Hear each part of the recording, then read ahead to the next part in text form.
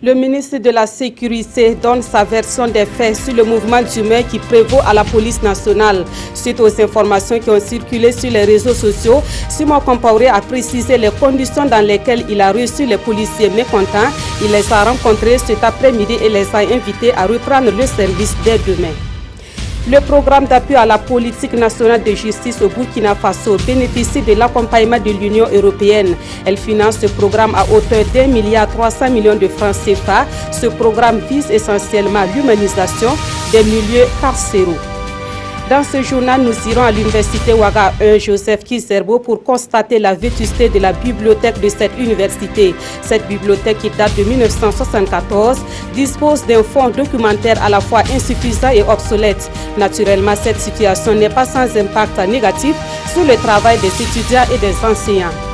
À l'étranger, alors que plane la menace d'un 6e essai nucléaire par le régime nord-coréen, le vice-président américain Mike Pence réaffirme la nécessité d'une alliance militaire avec le Japon.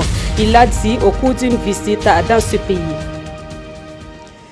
Mesdames, Messieurs, bonsoir. Merci de nous suivre. Cela dit, nous ouvrons ce journal par ce mouvement d'humeur à la police nationale. Des policiers qui demandent entre autres le départ de l'actuel directeur général de la police nationale. La nouvelle a circulé ces derniers temps sur les réseaux sociaux. Et ce soir, le ministre de la Sécurité a rencontré les policiers à qui il a demandé de reprendre le service dès demain. En attendant de revenir en détail sur cette rencontre dans nos prochaines éditions, je vous invite à écouter le ministre de la Sécurité dont les propos ont été recueillis par Moussa Ouedraogo et Nathalie Sawadgo Nabaloum. Alors aujourd'hui, moi je suis très satisfait, mais mécontent à la fois parce qu'aujourd'hui, on a trompé des tout jeunes de ne pas aller dans les banques, de ne pas aller dans les assurances. Je suis venu ce soir pour leur dire là qu'ils font fausse route. S'ils ne vont pas, ça veut dire qu'ils refusent d'exécuter des missions à eux confiées. Et si un fonctionnaire, qu'il soit fonctionnaire de police ou autre, refuse d'exécuter, de travailler, bon, il sait les conséquences. Et ce n'est pas bon, parce qu'ils sont jeunes, d'aller dans le sens de l'indiscipline. Même quand on a raison, au niveau des corps habillés, tu exécutes et puis tu réclames. Mais là même, moi j'ai déjà balisé tout. On attend que le rapport tombe. Nous précisons que par souci d'équilibre, nos reporters ont voulu également entendre l'autre partie, c'est-à-dire les policiers mécontents, mais ces derniers ont refusé de s'exprimer devant les caméras. Les armées de l'air de 8 pays d'Afrique et des États-Unis sont réunies depuis ce 18 avril dans la capitale burkinabé pour une concertation 10e du genre. La rencontre vise à renforcer les capacités de l'aviation et à améliorer la coopération régionale dans ce domaine. L'objectif à terme est d'accroître les opérations de l'aviation dans la bande sahélo-saharienne et la rencontre de Ouagadougou s'inscrit dans le cadre de l'exercice dénommé African Partner Fly. Le reportage de Amadou Ilboudo et Nyarkiteda. À Ouagadougou, 8 nations sont présentes pour mutualiser les actions au profit de leurs différentes armées de l'air. Il s'agit de la Côte d'Ivoire, du Mali, du Niger, du Tchad, de la Mauritanie, du Maroc et du Burkina, avec l'accompagnement des forces aériennes des États-Unis pour l'Afrique et l'Europe. Enjeu, échanger les bonnes pratiques entre nations en renforçant ainsi les liens de coopération entre les forces armées de l'air. C'est l'objectif de African Partnership Flight qui a sa 10e édition et donne l'occasion de se pencher sur la préparation logistique d'une mission de soutien humanitaire. Cette année marque la 10e fois du African Partnership Flight et ses buts sont la formation des relations entre les nations en Afrique, répondre aux désastres. L'exercice se déroule en salle avec pour but d'améliorer la coopération régionale en vue d'accroître l'interopérabilité dans toute la région par une fluidité de l'aviation. C'est une initiative de l'armée de l'air américaine. Donc concrètement, ça va se passer comment? Donc il y aura des exercices en salle où les participants vont travailler au déploiement d'aéronefs, de moyens aériens pour du soutien humanitaire. L'édition 2017 de African Partnership Light se déroule dans un contexte de défis sécuritaires sans précédent dans la bande sahélo-saharienne. Ce rendez-vous de la capitale burkinabé va permettre aux forces des différents pays d'être dans de bonnes conditions opérationnelles pour sécuriser les pays et rassurer les populations. Le Burkina Faso et le Nigeria revisitent les axes de leur coopération. Une coopération dont la dynamique a été relancée en 2010 à travers la mise en place d'un cadre formel dénommé Commission mixte de coopération entre le Burkina Faso et le Nigeria. Les membres de la dite commission sont réunis depuis ce matin à Ouagadougou pour une session. Ils ont 3 jours pour passer en revue cette coopération bilatérale entre le Burkina Faso et le Nigeria et envisager les perspectives pour la renforcer. Ibrahima Sombié, Bouma Ernest Nebi. La coopération entre le Burkina et le Nigeria est vieille de plusieurs années. Et ce cadre formel dénommé la Commission mixte de coopération entre ces deux pays se donne pour objectif d'échanger sur les voies et les moyens en vue de sa dynamisation. Les commissions mixtes sont faites pour discuter les questions bilatérales. Nous avons pu identifier nos domaines de coopération que sont la sécurité, le renseignement, l'agriculture et les investissements. Agriculture, trade and investment. À cette rencontre de 112 heures, plusieurs sujets d'actualité dans le domaine de cette coopération bilatérale seront abordés. Les deux parties vont discuter du contenu des accords que nous allons signer. Et on mettra l'accent sur la coopération en matière sécuritaire. Et comme vous le savez, la sous-région est beaucoup menacée par des actes terroristes. Occasion pour la partie burkinabé à l'ouverture de cette session de faire le bilan des acquis engrangés par le Burkina dans le cadre de cette coopération sud-sud. Beaucoup d'officiers militaires burkinabés se forment dans les académies militaires au Nigeria. Et vous vous souvenez également que lors de nos dernières élections, le Nigeria a pu doter le Burkina Faso de matériel roulant. Dans le domaine scientifique également, nous avons beaucoup d'accords avec le Nigeria et qui permet un flux d'étudiants entre les deux pays. Créée en décembre 2010, la commission mixte de coopération entre ces deux pays est à sa deuxième session cette année. Une deuxième rencontre qui devra aboutir à l'adoption par les deux parties d'un programme de coopération pour les 2 années à venir. Le programme d'appui à la politique nationale de justice sera mis en œuvre au Burkina Faso grâce à l'accompagnement de l'Union européenne. Avec un financement à hauteur d'1,3 milliard de francs CFA, ce programme vise principalement l'humanisation des milieux carcéraux. Les acteurs chargés de sa mise en œuvre ont tenu une rencontre ce mardi à Ouagadougou pour prendre connaissance de ce programme. Paul David Bambara, Estelle Judith Assorba.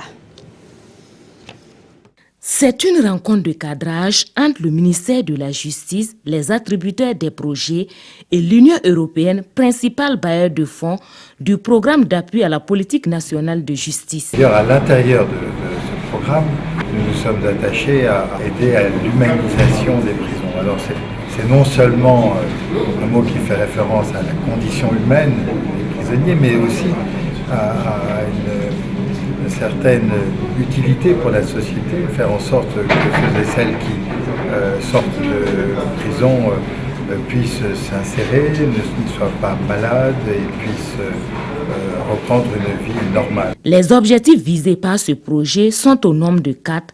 L'amélioration des conditions sanitaires, la formation et réinsertion sociale, l'assistance juridique et judiciaire des détenus et les mineurs en conflit avec la loi.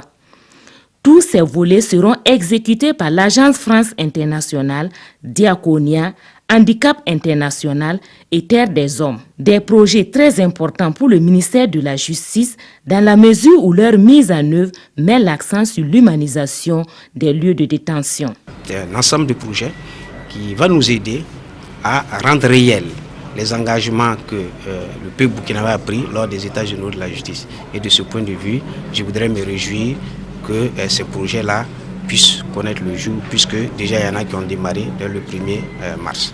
Des rencontres régulières se tiendront pour suivre de près la mise en œuvre de ces différents projets qui seront bénéfiques à la population carcérale burkinabé. La FAO, l'Organisation des Nations Unies pour l'alimentation et l'agriculture, organise une formation sur le transfert monétaire. Le transfert monétaire est une approche développée par la FAO pour lutter efficacement contre l'insécurité alimentaire. À cet effet, elle met en œuvre un projet sur la réduction de la vulnérabilité à travers l'approche Caisse de résilience au Sahel. La session de formation qui va durer 4 jours a débuté ce matin dans la capitale burkinabé. Yacouba Gamene, Omar Zambri.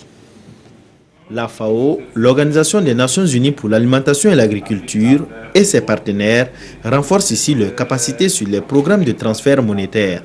Une approche développée par la FAO dans le cadre du projet intitulé « Réduire la vulnérabilité des moyens d'existence agricole à travers l'approche Caisse de résilience au Sahel ». L'atelier dont on vient de prononcer le verdict ce matin vise à doter les participants de capacités et puis pour pouvoir appréhender au mieux cette nouvelle approche de la FAO. Ce projet est mis en œuvre dans 3 régions du Burkina, à savoir le Nord, le Centre-Nord et le Sahel. Il devrait permettre à 2500 ménages vulnérables de bénéficier des moyens matériels et financiers pour renforcer leurs capacités de production agricole. Les ménages vont avoir des appuis en intrants. Mais vous savez que comme ce sont des ménages vulnérables, il y a des risques que ces appuis, si ce sont des semences qui aillent à d'autres utilisations non conventionnelles. Et donc pour éviter cela, la FAO vient en appui avec des transferts monétaires, notamment à l'approche de la période de soudure. Pendant 2 mois successifs, il y a un montant qui est calculé grâce au panier alimentaire du PAM qui connaît à peu près les besoins prioritaires essentiels du ménage. Et donc ces transferts seront octroyés à ces ménages-là en début de chaque mois. Cette formation de 4 jours devrait faciliter l'opérationnalisation du volet financier du projet. Un projet qui est prévu pour durer 2 ans. La semaine dernière, l'ambassadeur des États-Unis au Burkina Faso était sur les traces des réalisations financées par son pays dans la région de l'Est. À Gaïri, où le diplomate américain s'est rendu, on dénombre des ouvrages réalisés dans le cadre du projet de résilience économique et de la croissance dans le Sahel. La visite a également permis à André Young et à sa délégation de toucher du doigt les réalités que vivent les populations de la région de l'Est. On fait le point avec Alassane Kenderbego et Clarisse Nikiema. L'ambassadeur des États-Unis et sa délégation sont en tournée sur les chantiers de lutte contre la dégradation des terres et la pauvreté des ménages dans la région de l'Est. Le diplomate américain a entre autres visité les exploitants du site de récupération biologique des terres dégradées et ceux du champ de combinaison des innovations agroécologiques dans la commune de Gaïri.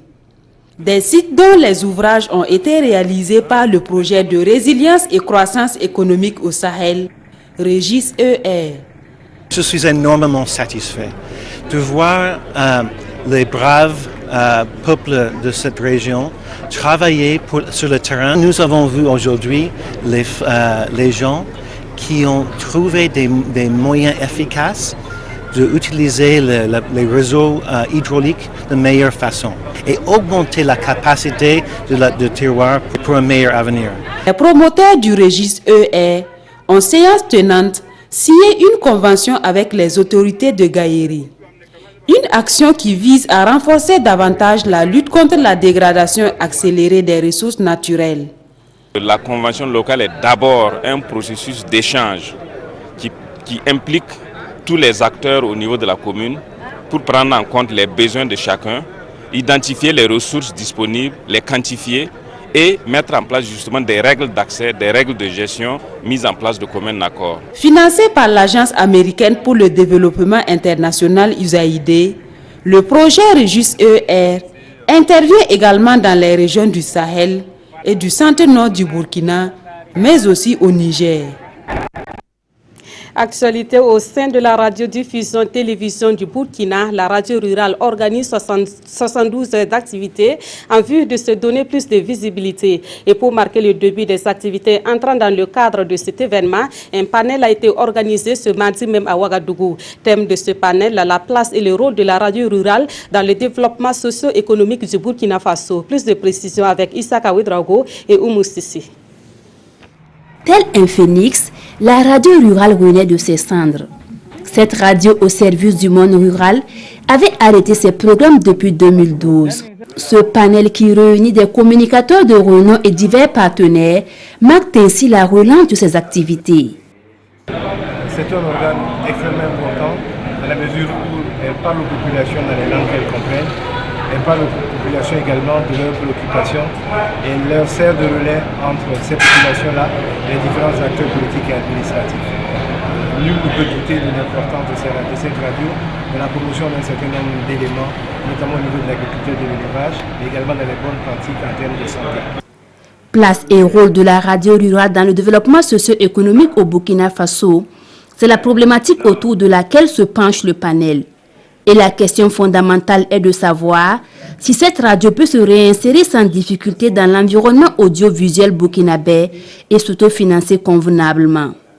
Aujourd'hui, ça va être difficile, mais vu l'importance et le rôle que la radio rurale joue pour nos communautés au niveau rural, je pense que l'État burkinabé doit payer.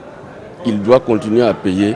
C'est le prix à payer pour que nous puissions avoir la sécurité alimentaire. Média de proximité, la radio rurale a fortement contribué à la visibilité du monde paysan et à la consolidation de l'unité nationale depuis sa création en 1969.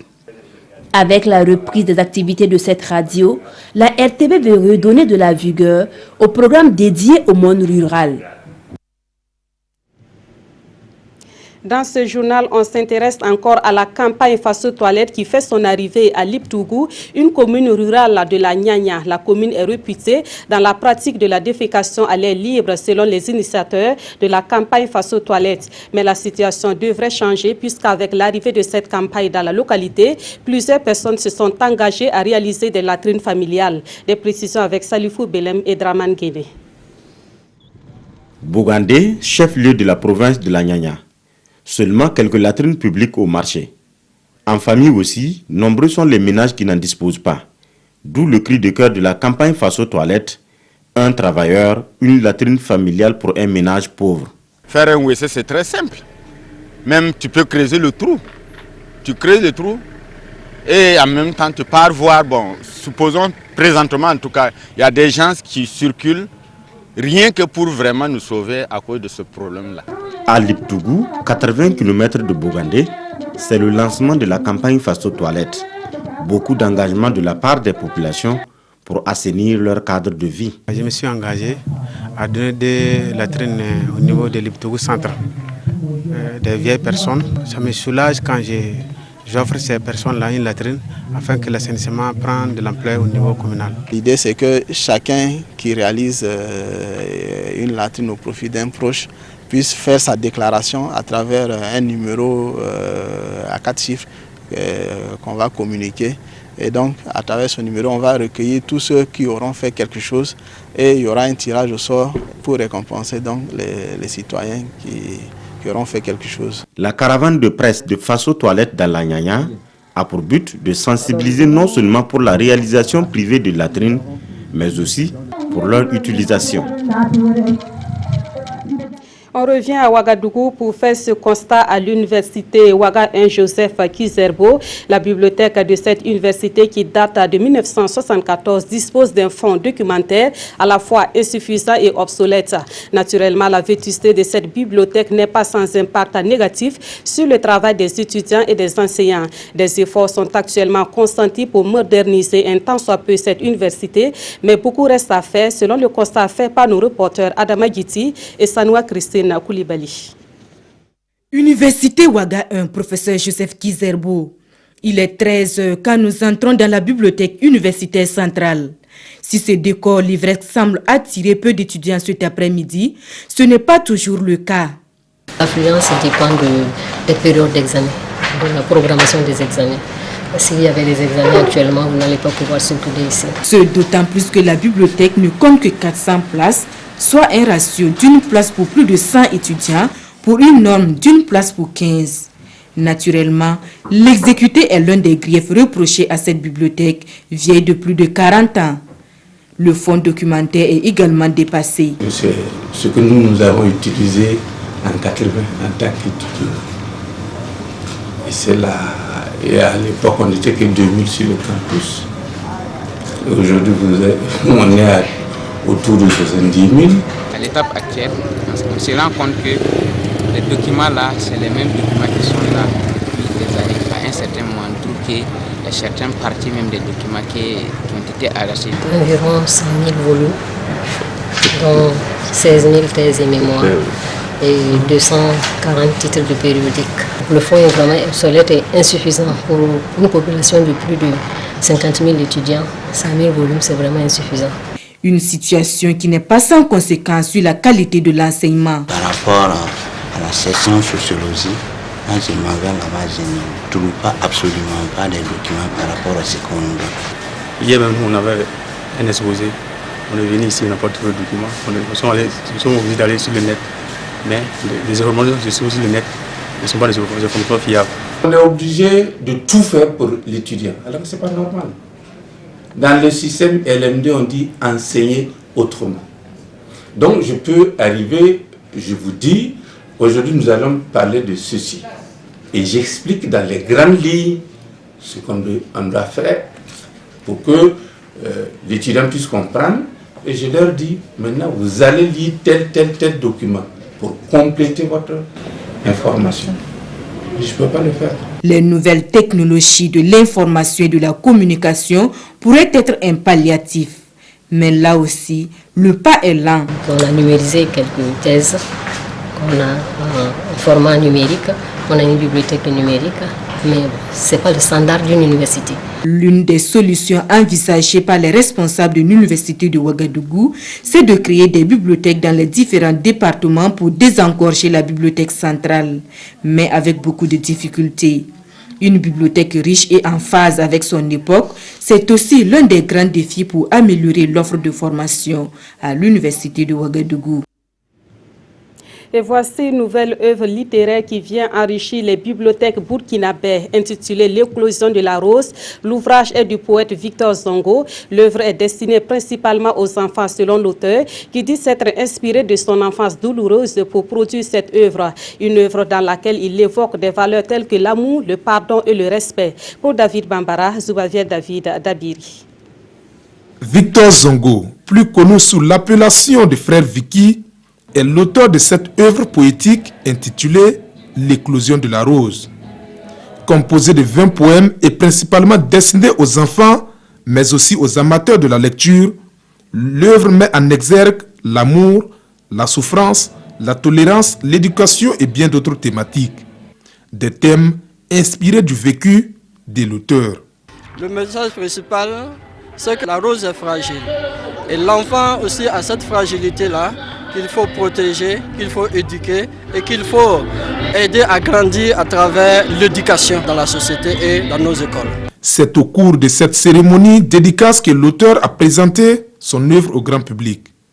Instituteur de formation, frère Vicky est le directeur du préscolaire et du primaire au groupe scolaire Saint-Viateur. Plusieurs personnes sont venues apporter leur soutien au poète pour la publication de sa première œuvre.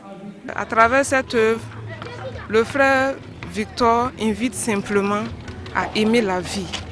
Parce que quand on aime la vie, on donne la vie autour de soi. Quand on aime la vie, on fait en sorte que tous ceux qui sont autour de nous puissent également vivre dans la joie. À l'heure où nous parlons beaucoup d'incivisme, à l'heure où nous parlons beaucoup d'absence de patriotisme, je pense que ce livre propose des solutions pour remédier à ces difficultés.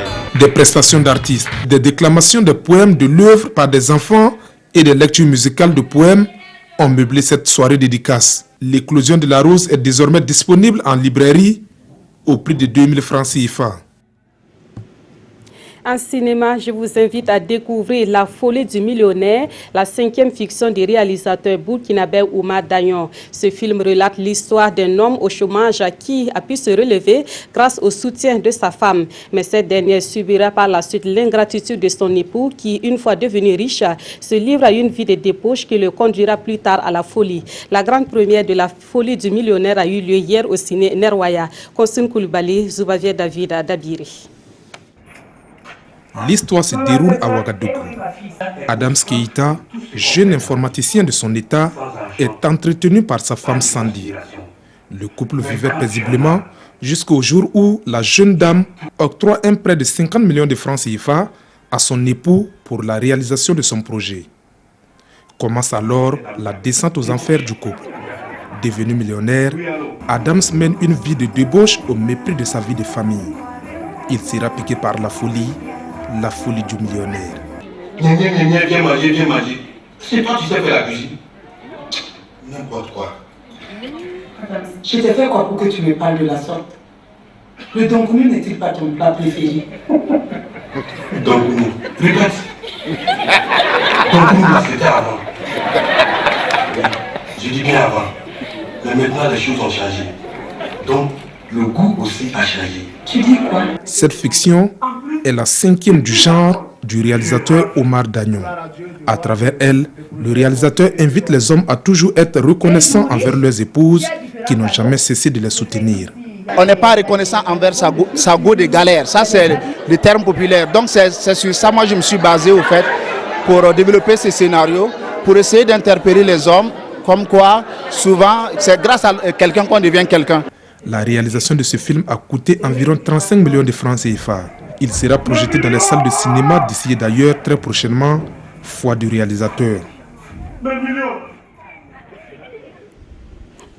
Actualité à l'étranger face aux agissements de la Corée du Nord concernant le nucléaire. Les États-Unis réitèrent leur engagement à soutenir le Japon sur le plan sécuritaire. Le régime nord-coréen menace d'un 5e essai nucléaire et c'est face à cette nouvelle menace que le vice-président américain Mike Pence a réaffirmé la nécessité d'une alliance militaire avec le Japon.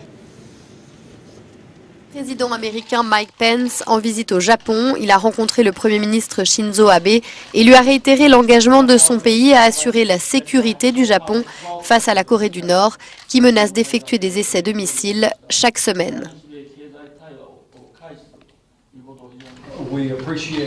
Nous comprenons la conjoncture difficile dans laquelle les Japonais vivent face à la provocation croissante au-dessus de la mer du Japon. Et comme le président lui-même l'aurait dit s'il avait été ici, je suis clair avec vous, monsieur le Premier ministre et peuple japonais, nous sommes avec vous à 100%. Alors que plane la menace d'un 6e essai nucléaire par le régime nord-coréen, le vice-ministre des Affaires étrangères Aung San Suu Kyi a laissé entendre que Pyongyang comptait accélérer le rythme de ses tirs balistiques. Face à la menace nord-coréenne, Mike Pence a réaffirmé l'importance de l'alliance militaire avec le Japon, garante selon lui de la paix et de la sécurité en Asie du Nord-Est. Shinzo Abe a quant à lui appelé à une solution pacifique à la crise nord-coréenne, ajoutant que le dialogue pour le dialogue n'a aucune valeur et qu'il est nécessaire de faire pression. On revient au Burkina Faso pour la revue de presse de ce journal. Les quotidiens de ce mardi ont largement commenté le discours sur la nation prononcé par le Premier ministre à l'Assemblée nationale le vendredi dernier. Des précisions avec Aimé Solange Guigma. L'état de la nation selon Saint Paul apôtre à l'Assemblée nationale, titre l'observateur Palga. Le Burkina Faso is back, Dixit dans le pays et se porte de mieux en mieux, indique Sidoya. Le taux de croissance est passé à 6,2%, de même que le produit intérieur brut. Si l'argent ne circule plus comme avant, c'est parce que la gestion est plus saine. Patati, patata, nargue l'Express du Faso qui trouve que c'est tout à fait normal que le Burkina soit de retour. Dans le cas contraire, ce serait grave, martèle-t-il. Pour le quotidien, c'est une insulte au peuple insurgé. Les beaux chiffres pour plaire aux bailleurs de fonds, les Burkinabés n'en ont que faire, rétorque-t-il. À quand donc la vitesse de croisière, s'interroge aujourd'hui au Faso, qui estime que les bons chiffres ne sont pas comestibles dans l'assiette du citoyen lambda. D'où sa suggestion de traduire ce beau tableau en choses concrètes pour le citoyen. Le 29 avril prochain, avec le meeting de l'opposition, précise le quotidien, Paul Kabatieba saura si sa peinture reluisante de la situation nationale a convaincu. Mais d'ores et déjà, le président de l'Assemblée nationale, Salif Diallo, estime dans Sidoya que c'est un discours d'espoir brillant et offensif, même si dans le quotidien, le président du Rassemblement patriotique du Faso y voit de la moquerie vis-à-vis du peuple burkinabé. Et puis cette information avant de se séparer, dans la nuit du 16 au 17 avril, des agents des eaux et forêts de Nadjagou ont surpris 2 braconniers qui opéraient dans la zone de chasse de Pama Sud. S'en est suivi des échanges de tirs qui ont causé la mort d'un des braconniers et la blessure d'un autre. Et par la suite, les proches des victimes sont allés saccager et brûler le campement Buffle Rouge et le poste forestier de la localité. Le bilan actuel fait état d'un mort et 3 blessés, dont 2 agents des campements de chasse. Nous y reviendrons dans nos prochaines éditions. Voilà, c'est la fin de ce journal. Merci de l'avoir suivi et merci de rester fidèle au programme de la RTB.